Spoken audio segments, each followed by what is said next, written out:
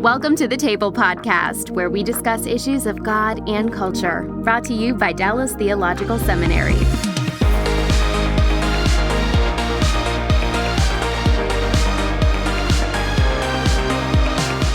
Welcome to the table. We discuss issues of God and culture. I'm Darrell, Bock, Executive Director for Christian Leadership and Cultural Engagement at the Center for Christian Leadership, the Hendricks Center here in Dallas at the seminary. And my guest today is someone I've known since he was 6 years old, okay? David Hoehner, who happens to be the son of Harold Hoehner, who was department chair of New Testament when I came to teach here. So we used to go over to his house and hold events and host students. And it's also a graduate seminary. David, we're so glad you could be with us today. Thank you. It's a privilege to be here and be a part of this podcast. And David has taken an unusual route as a seminary grad. He went to the seminary. Which year did you graduate? I graduated in 1998. Okay, 1998. And then from there, he didn't go into the pastorate. He didn't go into teaching. He didn't go into several things that most graduates do. He ended up in the world of international development, which is going to be our topic for today. We're going to talk about how Christians work in the service and charity workspace, kind of a huge combination, some of it with NGOs, some of it with organizations that are tied to government and other organizations. So we're going to have David to kind of walk through his life and how he got from A to B, since it isn't a normal A to B trip for a seminarian. And then we're going to talk about what's going on in that world today. So, David, why don't you start us off? You grew up in Dallas, obviously. And where did you go to college? I went to the University of Texas. Okay. Like you. That's exactly right. We're two UT grads, although I try not to broadcast that too much. They think I'm a football player. And then from there, you came to seminary, I take it? Or did you work for a while before you came to seminary? No, I have some detours. Not detours, but my seminary story is a little bit more conventional in parts of it than I think maybe you remember. But after University of Texas, I'd been involved with a couple different student ministries. One of those was Cru. And at the end of my time at the seminary, this was in 1990, University of Texas, excuse me, this is 1991. It was kind of the late stages of Glasnost under Gorbachev. And a team formed from 2 Cru staff members and then several UT students. And then one extra person who ended up becoming my wife, who had graduated from Auburn University, to work at Moscow State University. Oh, that's right. You were in Moscow before you were there before your sister was. Is that right? Or did she go at the same time? I was. She had gone on a summer project earlier, my older sister. And then, I went there, spent a year there working at Moscow State University, helping support a student ministry, stayed an additional year and moved out to Novosibirsk, which is in the biggest city in Siberia, I believe. And helped start a student ministry there. And so was there through 93 and came back and went to Dallas. Really enjoyed the student ministry, but was kind of interested in really helping churches in theological training, which was nascent for obvious reasons at that time. The first seminaries and theological schools were forming in the early 90s. So here's a hard question. How cold was it in Siberia? Really cold. So we weren't in the coldest part of Siberia. It would probably be something equivalent to southern Canada or North Dakota. The average day in the winter was probably -5. And I went cross-country skiing and as low as -27, but not crazy temperatures like -50 or -60. Oh, I'm glad. I mean, us in Texas, those numbers don't even register with us. So you came to seminary, and then after seminary, what did you do? Okay, so after seminary, we went back overseas to initially work with the ministry. We joined an organization called World Venture, and returned overseas in 2000 with 2 young kids at the time. And we moved to Donetsk, which is in eastern Ukraine, where our mission had several families, and we went there to do language school. It was in the Russian speaking of Ukraine, so we learned Russian with a view to moving somewhere else probably, and working at a theological school. In the process of that year, I was invited to join the faculty at Donetsk Christian University, which was the second oldest Protestant seminary theological training school of that time. It had started in 1991. So I joined the faculty there in 2001. And you were there for how long? We were there in Ukraine overall 6 years, 5 years working at the school after language school. I initially joined as a teacher, taught a course in the Gospels, and then it was a small enough school where you taught what was needed to be taught. So I taught courses in mission theology, spiritual formation, historical theology. And in my second year, I was asked to be academic dean. So I served in that capacity for 4 years as well, helped them through a recreditation program, opened up some new programs, including some distance learning programs. It was delightful years, really delightful years. And I can imagine then that the conflict that exists now is something that is almost painful to think about, given that. So there's been really few things in life that have been as wrenching to me as this. I would say probably nothing else apart from my father's death in terms of how deeply it has torn us. As we've seen, for us, this started much earlier than for a lot of America. We actually went back and took our kids there in 2013 just to kind of reacquaint them with where they had lived in their early childhood and some of their first years of schooling for our boys. And it was a place that, wasn't perfect, but was prospering economically, had really grown forward in terms of democratic deepening in many ways. And we saw friends that had struggled when we left in 2006 that were running successful businesses. Little did we know, we actually left our boys there another 2 or 3 weeks just to kind of connect, that within 6 months, that part of Ukraine would be taken over by Russia in 2014. They did Crimea, and then they did eastern parts of Ukraine after that. So we saw almost all our friends leave, go to the western parts of Ukraine or to Kyiv or Lviv or other places. So we saw their lives uprooted. We actually raised some money to help support them in that transition.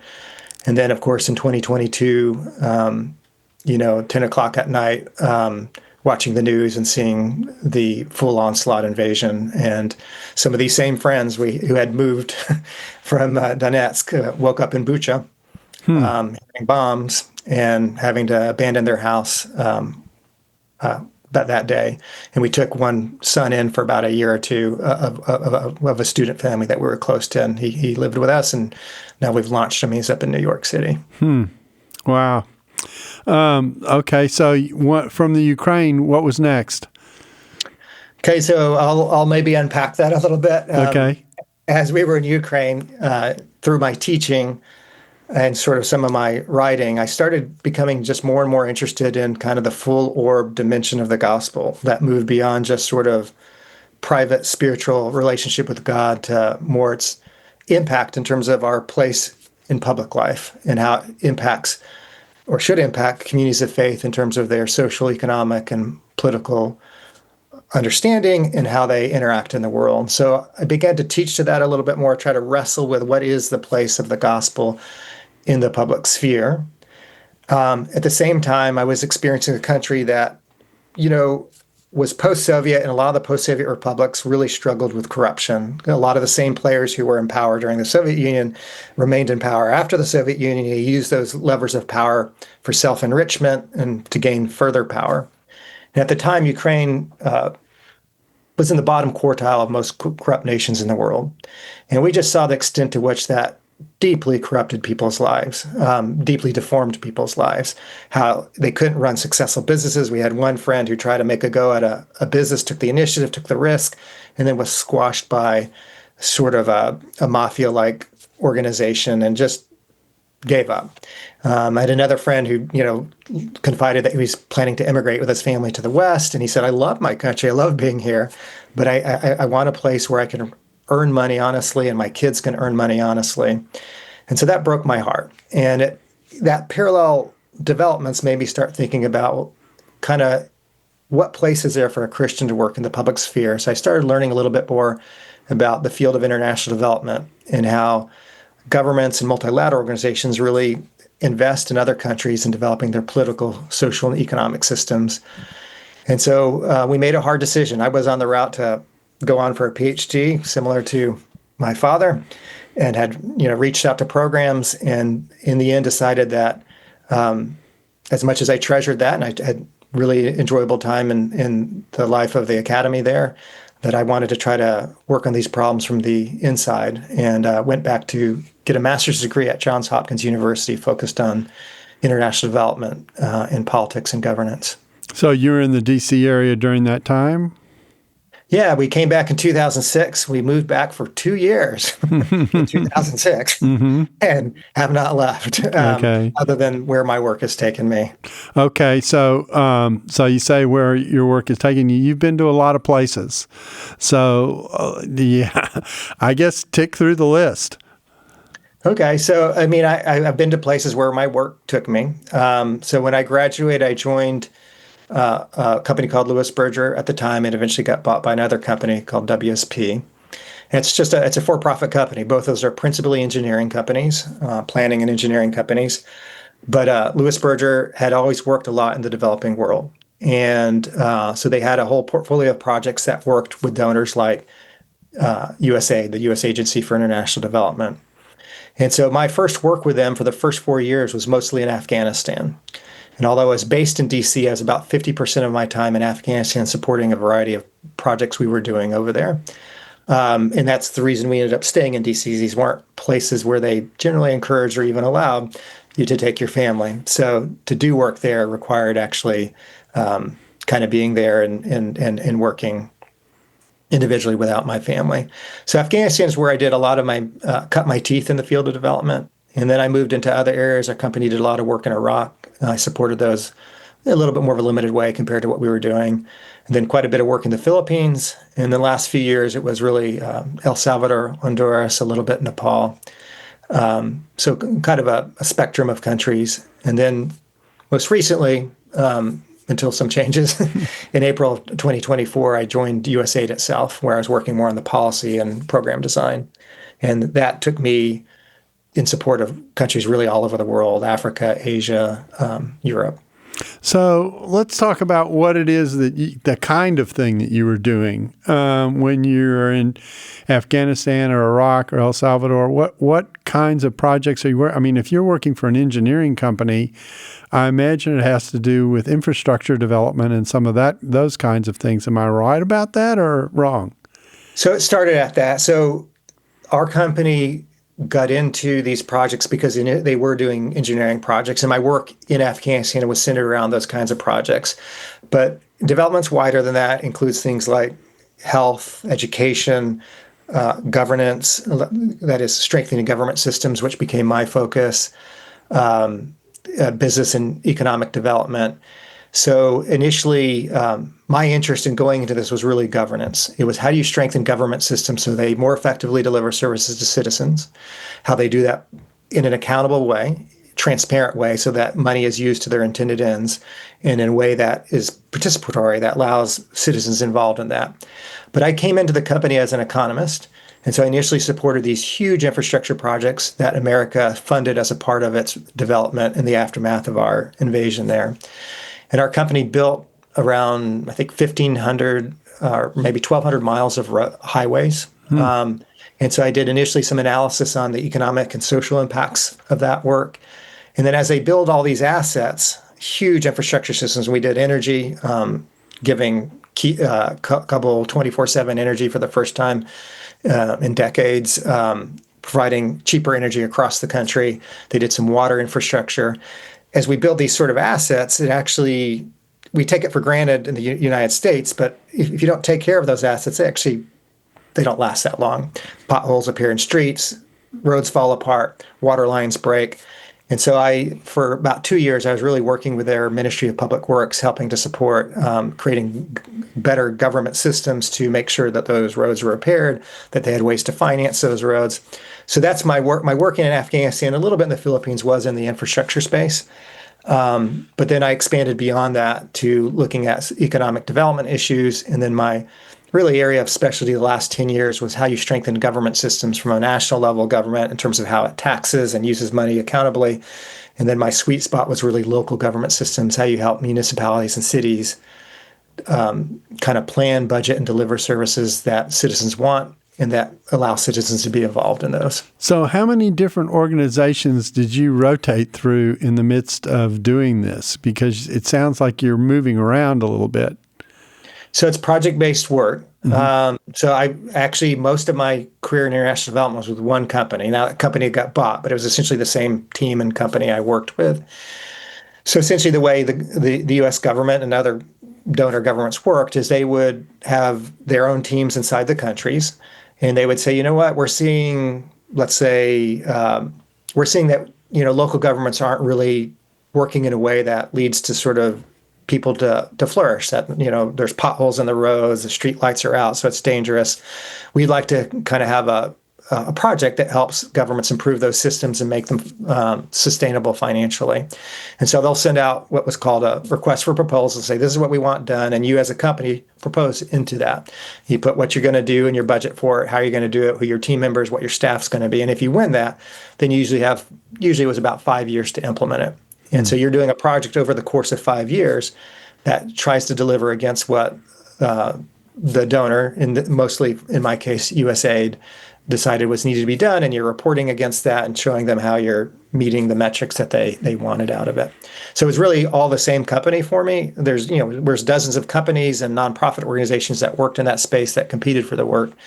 But when I was an implementer, what they call an implementing partner, it was really with that one company. So, and you mentioned USAID a couple of times. So what is USAID? Great question. So USAID is the U.S. Agency for International Development. It was started in 1961. It was very much an institution that was created in the Cold War era. It was really America's soft power. It's the way we projected diplomatic strength through doing economic development projects, strengthening governments, helping with health, helping with education, agriculture, a number of sectors. And it was very much our counter to sort of the communist attempts to sort of promote their ideology around the world. And it was to show that, there are ways to organize society that allow for political freedom, respect human rights, that encourage human enterprise through businesses, that provide ecosystems through better regulation, banks, financing, that allows people to thrive. So that was really the counterweight through soft power that we had for those years. Obviously, when the communism largely fell, at least in the Soviet space, aid sort of reinvented itself or continued to do economic development projects as a form of soft power. And then there's been a couple different pivots since then. That's generally what it does. It tries to create American influence. So in some ways for American self-interest, but sort of in a mutually beneficial way. People are strengthened politically. They have, better economic opportunity.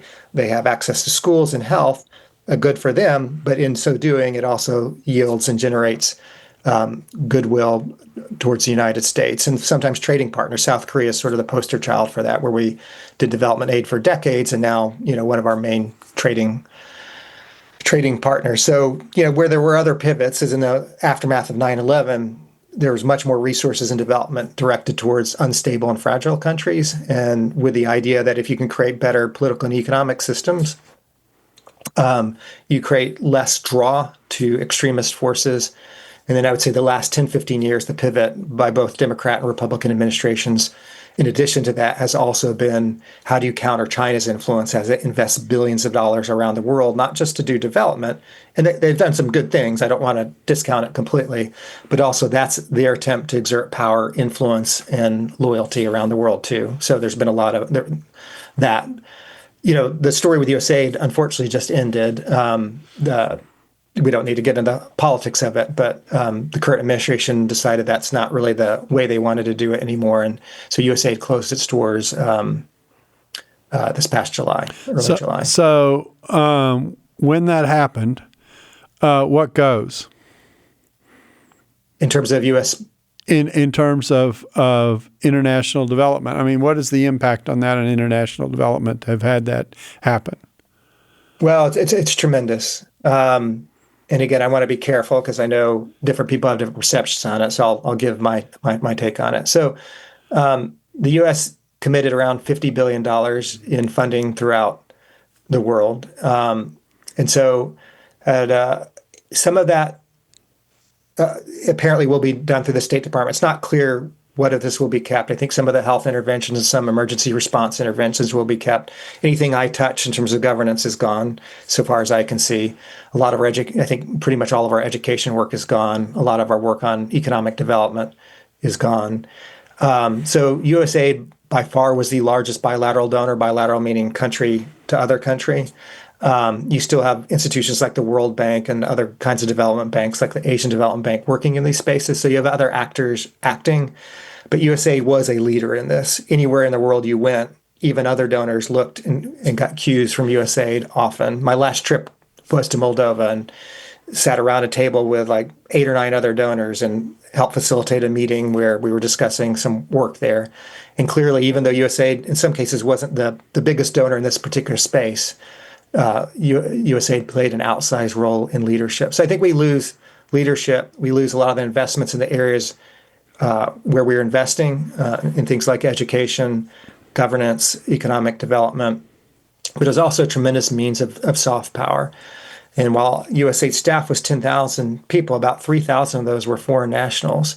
And so we had people working in El Salvador, Nepal, Cambodia, all over the world, local nationals who served USAID, often had worked there 10, 20, 30 years, were just a Rolodex. If someone came to a country, even like a congressman or a business leader, and they wanted to meet with the Chamber of Commerce, they wanted to meet with this NGO, or they wanted to meet with this mayor, these people had the Rolodex to open that up to people as they came. So again, trying to be careful. I think it's a tremendous loss, not in terms of just the benefits across the world, but also to American influence diplomatically. But I mean, to give some of the more stark statistics, and I don't have these, but just to understand kind of USAID's impact in some very macro areas, the whole green revolution in India and the broader global South was really funded and largely pioneered by USAID. And that's credited with literally saving billions of people's lives in terms of giving better, pest resistant seeds and allowing India to become a net exporter of food rather than a net importer in other parts of the world. And then really the other like signature program that's hailed really internationally as one of the best development programs ever was the PEPFAR program under George W. Bush, where he saw the need in terms of caring for HIV/AIDS infected. And that's credited with saving over 25 million lives in the last 25 years. There's some sense in which that program may continue, but it's not completely clear to what extent it will. So the impact of this is just so people understand what international development is and its impact is that not only are the localities benefiting from the expertise that comes in or came in, but it also builds a lot of goodwill, right, between the people who are helped and the fact that our government was there helping them. No, absolutely. I think that's underappreciated in many parts of the world, and in the most remote parts and the poorest part of the world. What people know of the United States is really what they did through USAID. That everything is branded. Every bag of grain, every computer that we donate to an organization has the USAID label on it, and maybe almost to the extent that the American flag is recognized, that label was recognized as a generator of goodwill. And how the U.S. did it was actually really looked out for the interests of the recipients in ways that sometimes I'd say other donors, and I would name China as one of those, doesn't do in an equal way. So there's a vacuum. Into that vacuum steps who? It's not clear, and I think we're all searching to figure that out. So there was some hope that maybe other donors would do so. Other bilaterals, though, because of American leadership, have actually retracted too, and not just because of what's happened here. It's almost given permission for them to do that as they face their own fiscal demands. So several of the European donors, like the British equivalent of USAID, EU, and others, have contracted in their spending this year, in part because of their fiscal situations and also our pressure to increase defense spending, which is a need as well. So they've contracted in their spending. There are obviously big foundations like the Bill Gates Foundation that I've heard are trying to explore ways to fill some of the gaps, but there's no way even what I think is the largest foundation in the world can step into that big of a gap. So hopefully others will step out. In some cases, hopefully the governments themselves will step up. And I've heard of stories of that. I believe Nigeria was mentioned as one where one health sector program we did was pulled back, and they decided to allocate some money to that, and that maybe is not all bad. But the more direct answer, there will be a lot of places that we've funded that will no longer be funded. And I do think, not to be sort of dramatic, I do think there will be suffering because of that in not just thousands and tens of thousands, but potentially hundreds of thousands of lives. So we worked in places like HIV/AIDS response. We worked in things like, early child vaccinations, did a lot in like malarial treatment that saved millions of lives. So if that vacuum's not filled or even partially filled, it will result in lost lives and then certainly lost economic livelihoods. And do these nations turn to other people who may be willing to help? In other words, if it contracts in Europe and if it contracts in the United States and if it contracts with the other people who normally are there, won't they look for help from elsewhere wherever they can get it? Yeah, and they always have done that. But this just opens a vacuum for that. And there are anecdotally several stories where, like the day a USAID program was closed, China stepped in and said, okay, we'll fund that. Some of that may be good. I don't want to impugn that completely, but China does do things differently, and they often do things that lead to deeper indebtedness by that country to China itself. They often don't really care about, like, if you build a road, whether it's done transparently and there's not money, given to government leaders, the same kinds of environmental concerns and other things that would go into a USAID project or European donor project often isn't included in those projects either.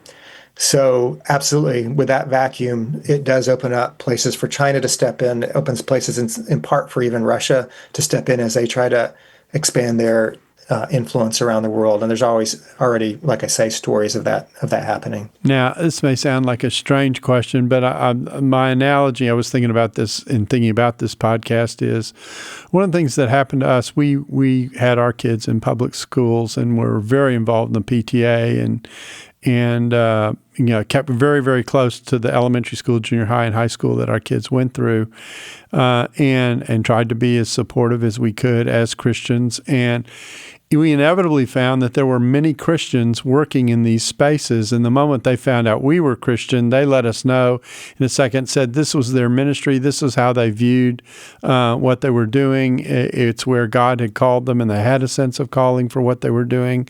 And there was a lot of Christian work in the public schools that you normally don't hear about.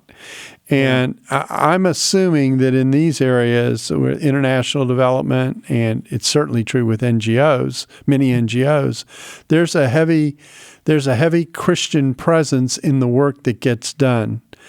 Is that true, or am I misreading it? Yeah, there are. I mean, I think, it's largely a reflection of the society we live in. And so certainly USAID had a lot of Christians working in there. Where you saw it actually, I think even more so is even on our foreign service nationals. So USAID workers that were Cambodian or Salvadoran or Ukrainian, very large representation of Christians in those areas. And then, some of your biggest NGOs receiving aid were groups like World Vision and World Relief. I think World Vision had about 40% of their funding from USAID. Catholic Relief Services, Lutheran World Relief Services, I think they were called. So a lot of Christian organizations, a lot of the HIV/AIDS programs that I mentioned weren't just these macro level U.S. institutions delivering it. It was like small to medium-sized African NGOs that were delivering that. Faith-based organizations played an incredible role in delivery of aid and were hailed and recognized in the development world as being critical to the success of that program. So, I wouldn't say it was like 60% Christian. I think it was still probably a minority across the board. But yeah, absolutely. In this field, I think by its nature, wanting to care for the poor and the broken, I think it had a real draw Christians to serve in that area. And like I say, I think World Vision, it's either one of the largest NGOs working in this space. And then with these cuts, a lot of those organizations have had to retrench and really lay off a lot of their staff. So I take it that these organizations that you're talking about, like World Vision, et cetera, are partnering and get funding for some of their work. We're getting it from funds that were provided by the U.S. government as part of the partnership. Am I reading that right? Yeah, absolutely. I think that's underappreciated.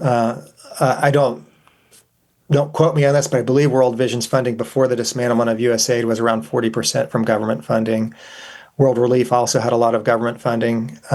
Samaritan's Purse also did government-supported projects as well.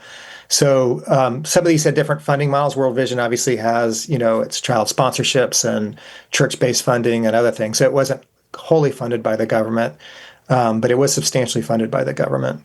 And so these organizations and the relief work that they do in the various forms that it takes are impacted by this as well. Oh, absolutely. They've had to cut down hundreds of programs all over the world and fire thousands, if not tens of thousands of staff just because funding and their positions were related to the programming they were doing. And many of the people that would have been fired wouldn't necessarily be Americans, but be some of the indigenous workers within the country that were supporting the work that was getting done? Absolutely, both and.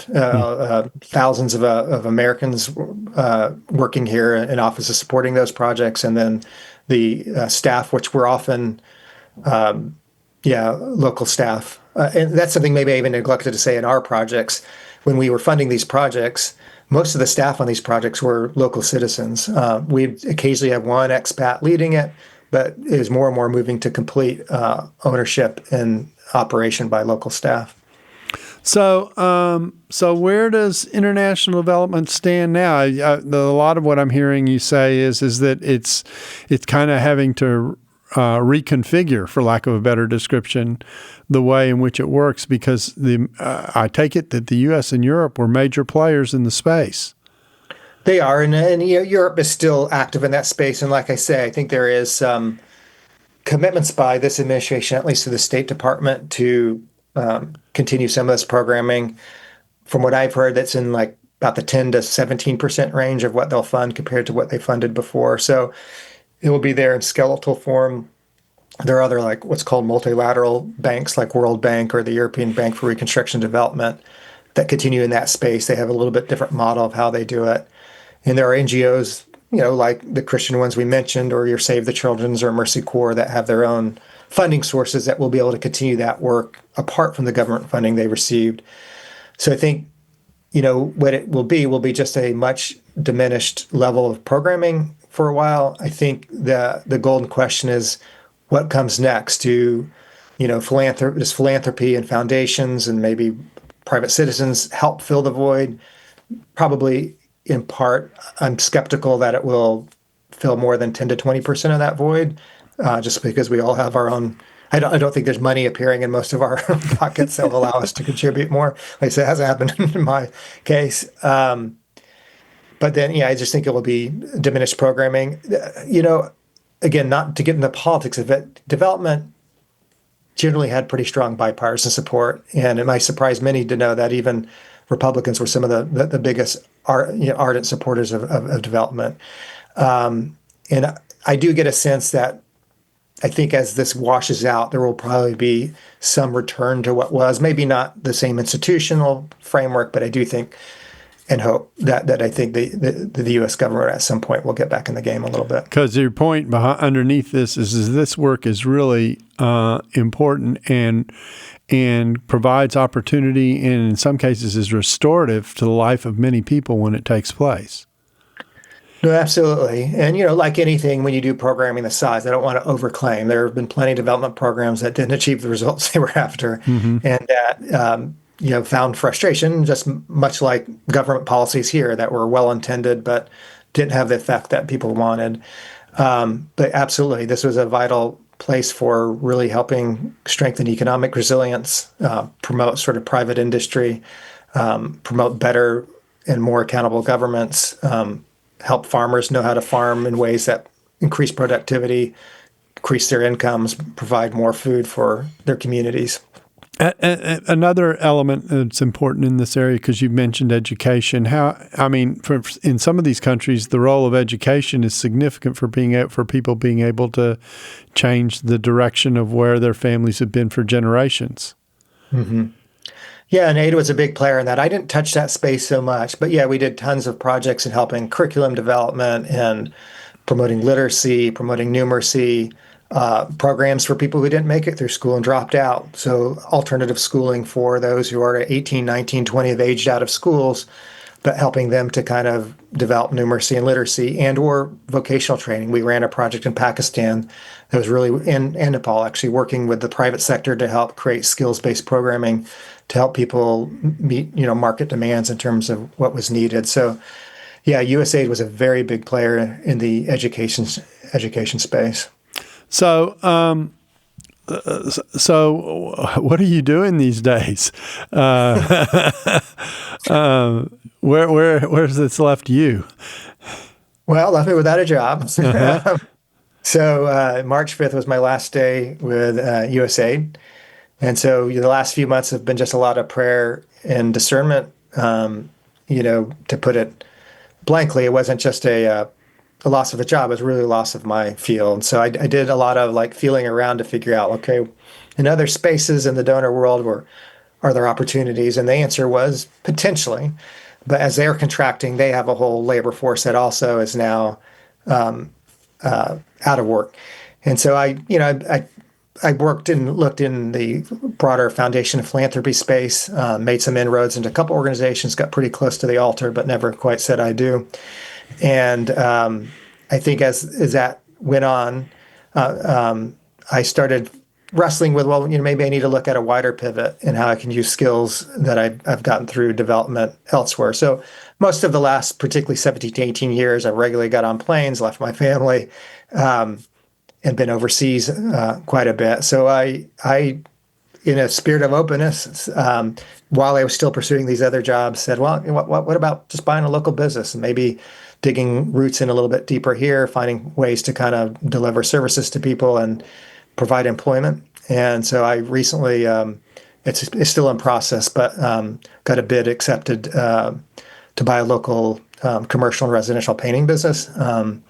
And it was never part of the David Hoehner life plan. Yeah. But as I've looked at it, it's sort of excited me to kind of, we promoted private enterprise in these projects. We promoted how you run a business and get financing and, set just sort of policies with your employees. And so maybe put my money where my mouth is and actually try it myself. And in this particular business, you're dealing a lot with the Latino community and finding a way to give jobs and dignity to a community that's often struggles here. So in the process of doing that right now. Well, we wish you well in that pursuit for sure.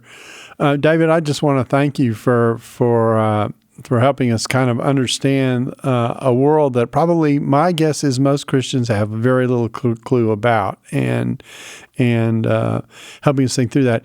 Yeah, I'll ask a question I often get asked when I'm being interviewed about a topic, and that is there anything that we haven't raised that I should have raised that you would like to say about the area that is worth people hearing about? Yeah, I think one thing to think through that I think I found, maybe go back to my draw to development and that things I found. So one of the things that interested me about development back in the early 2000s was in a world where our current sort of intellectual currents really don't want any one universal system of justice. Development by its nature has almost an implicit Christian or, let's say, broadly Western understanding of the world. And that is that there are ways to organize society politically, economically, socially that are that lead to more human flourishing. And to me, this resonated deeply with our understanding of humans created in the image of God. And it's not to say there's one formulaic system. We don't have to have the American Constitution everywhere. It's just saying where there's human freedom and where there are places that respect human rights and the dignity of humans, and where there's free enterprise where people can venture out and risk, and where there are social access, so your sex or your religion or your caste doesn't determine your place in society, that those tend to lead to human flourishing. So to me, that was very comforting, that here's a field that recognizes that there is some sense a universal order of justice. And when you organize societies that way, they actually flourish. And that's, to me, an inheritance of really a Christian vision of the world. And it was curious to me as I got into development, the development sector itself often does not recognize that. Development for them starts in the 1940s with the creation of the World Bank, and all the histories start there. But when you look at the history of Christianity and really the missions movement, wherever missionaries went, there were hospitals, schools, there were places to care for the widow and the orphan, there were places to care for the sick. That it is really standing on the shoulders of what Christians have done for millennia. And so I see that, it's a secular version of that. It's the government entering into that space. But I see that as something that I think often goes unrecognized. Well, you've done a great job of walking us through a space, like I say, many of us are not familiar with. Certainly I wasn't, and appreciate you taking the time with us, and appreciate really the expression of Christian concern that drove you into the space, and that allowed you to serve in so many ways, in some cases some sacrifice, obviously spending so much time away from your family, et cetera. And I really appreciate the gift that you've given us in sharing, your story about an area that a lot of people have and still work in, that actually does a lot of, I'll say, unseen good around the world. And that is of value to so many people in very basic ways that often, like I say, goes unappreciated. So thank you.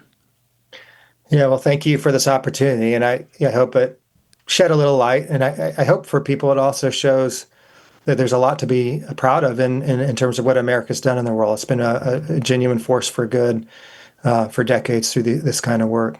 Yeah, I mean, the ability to have soft skill and soft power is oftentimes what it's called, and what it yields is actually pretty important. And sometimes we underestimate the value that it gives to the reputation and understanding of a people. So, thank you.